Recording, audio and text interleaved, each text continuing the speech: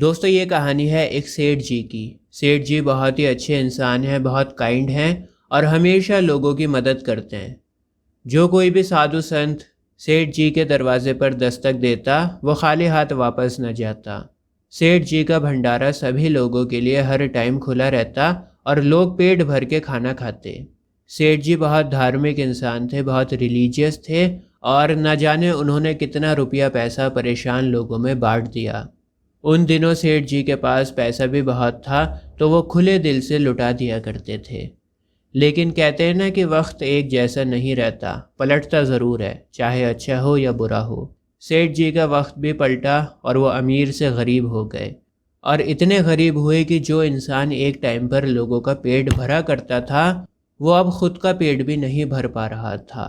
सेठ जी को गरीब होने का कोई दुख नहीं था, उन्हें दुख इस बात का था कि साधु संत उनके पास जो खाना खाते थे उन लोगों ने सेठ जी की गरीबी देखकर अपना मुंह फेर लिया। बड़ा दुख हुआ उन्हें ये देखकर कि कैसे गरीबी में इंसान अकेला रह जाता है और अमीरी में उसके पीछे पूरा काफिला होता है।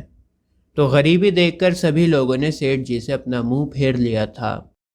दोस्तों उन दिनों यज्ञ बहुत ज़्यादा हुआ करते थे। कुछ इस तरह के होते हैं यज्ञ, और माना जाता है कि यज्ञ करने से भगवान बड़ा खुश हो जाते हैं और बंदा जो मांगता है उसे मिल जाता है।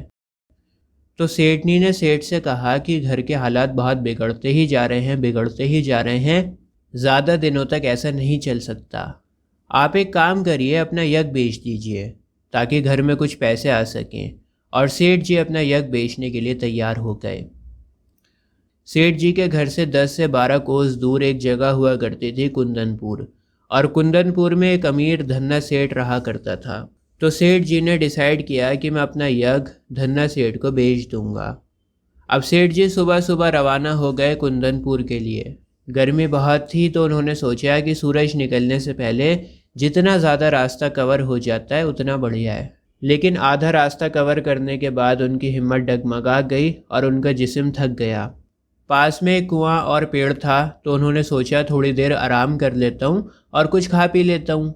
कुएं से पानी खींचा, हाथ पैर धोए, एक लोटे में पानी भरा और पेड़ के नीचे आकर बैठ गए। सेठनी ने सेठ जी के लिए रोटी बांध कर दी थी रास्ते में खाने के लिए, तो उन्होंने रोटी निकाली और रोटी तोड़ने ही वाले थे कि उनकी नज़र एक भूखे कुत्ते के ऊपर पड़ी। कुत्ता भूख की वजह से सूख गया था, इतना कमज़ोर हो गया था कि अपनी गर्दन तक नहीं उठा पा रहा था। कुत्ते की यह हालत देखकर सेठ जी का दिल भर आया और उन्होंने एक एक करके अपनी सारी रोटियां कुत्ते को खिला दी।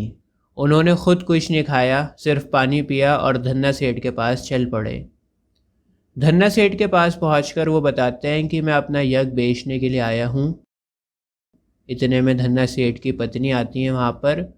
धन्ना सेठ की बीवी के बारे में कहा जाता है कि इनके पास कोई दिव्य शक्ति है, कोई पावर है जिसकी मदद से ये पास्ट और फ्यूचर को देख सकती हैं। ठीक है, पास्ट और फ्यूचर को देख सकती है। तो धन्ना सेठ की बीवी कहती हैं कि यज्ञ की बजाय आप हमें अपना महायज्ञ बेचिए। सेठ जी बड़ा हैरान हो गए ये बात सुनकर। देखिए, यज्ञ होता है छोटी पूजा, लेकिन महायज्ञ होता है बहुत बड़ी पूजा, जहाँ पर बहुत सारे मंत्र, बहुत सारी रीति रिवाज किए जाते हैं। तो सेठ जी हैरान होकर सोचते हैं कि इतना टाइम हो गया, मैंने तो सालों से कोई यज्ञ नहीं किया और ये मोहतरमा महायज्ञ की बात कर रही हैं। महायज्ञ तो दूर, मैंने तो यज्ञ भी नहीं किया सालों से। उसके बाद धन्ना सेठ की पत्नी बताती हैं कि मैं उस महायज्ञ की बात कर रही हूँ जो आपने यहाँ पर आते हुए रास्ते में किया है। आपने अपना पेट भरने के बजाय उस भूखे कुत्ते को जो रोटी डाली है ना, ये मेरे हिसाब से महायज्ञ है। रुपया पैसा उड़ाकर यज्ञ करना असली यज्ञ नहीं है, बल्कि बिना किसी फल की इच्छा करे कोई काम करना ही असली यज्ञ है।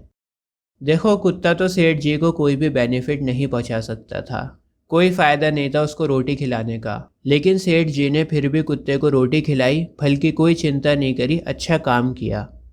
जबकि कुछ लोग होते हैं ना जो बड़े बड़े यज्ञ कराते हैं, इसलिए कराते हैं ताकि वो ज़िंदगी में कामयाब हो जाएं।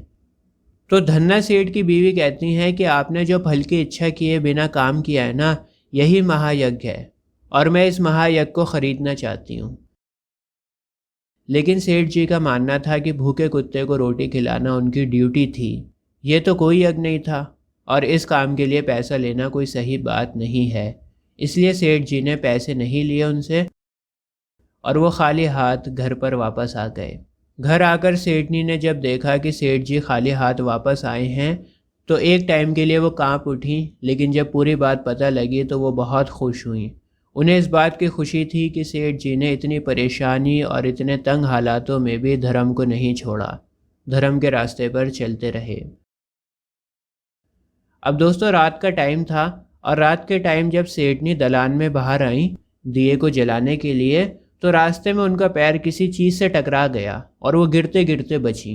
जैसे तैसे संभल कर उन्होंने दिए को जलाया और देखा कि दहलीज पर एक पत्थर ऊंचा हो गया है और उस पर लोहे का कुंडा लगा हुआ है। उस पत्थर के ऊपर लोहे का कुंडा लगा हुआ है। शाम तक तो वहाँ पर कोई भी पत्थर उठा हुआ नहीं था, एकदम सपाट ज़मीन थी, लेकिन अचानक से वहाँ पर एक उभरा हुआ पत्थर आ गया था। सेठनी ने सेठ को बुलाया और सेठ जी भी देखकर बड़ा हैरान हो गए कि ये पत्थर आया कहाँ से। सेठ जी ने कुंडे को पकड़कर खींचा तो पत्थर वहाँ से उड़ गया और अंदर एक सुरंग दिखाई दी। सुरंग में जाने के लिए सीढ़ियाँ भी बनी हुई थीं। पहले ज़माने में आपने देखा होगा ज़मीन में खोदकर सुरंग बनाई जाती थी, तो उसी तरह की सुरंग बनी हुई थी।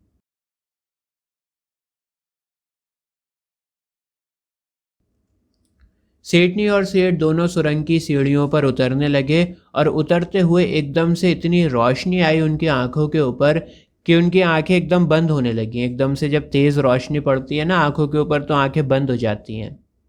सेठ जी ने देखा कि वो एक बहुत बड़ा तहखाना है जहाँ पर सोना जवाहरात भरा पड़ा है। वहाँ पर बहुत सारा ख़जाना होता है, सोना चांदी हीरे जवाहरात। और तभी सुरंग में एक डिवाइन आवाज़ आती है और वो कहती है कि तुम्हें तुम्हारे कर्मों का फल मिला है। ये आवाज़ सुनकर सेठ और सेठनी बहुत खुश हो जाते हैं और वहीं ज़मीन पर माथा टेकते हैं और ऊपर वाले का शुक्रिया करते हैं। दोस्तों ये कहानी हमें सिखाती है कि हमें बिना किसी मतलब के मदद करनी चाहिए। अगर हम दूसरों की मदद करते हैं तो फिर गॉड हमारी मदद करते हैं। थोड़ी बहुत मेरी भी मदद करो यार, मेरी जो वीडियोस हैं उनको शेयर करो। ICSE की सारी वीडियोस बना दी हैं बहुत ही आसान लैंग्वेज में और फ्री ऑफ कॉस्ट बनाई हैं। ऊपर कार्ड्स में या डिस्क्रिप्शन बॉक्स चेक कर लो, सभी लिंक्स मिल जाएंगे। आज के लिए बस इतना ही। जय हिंद।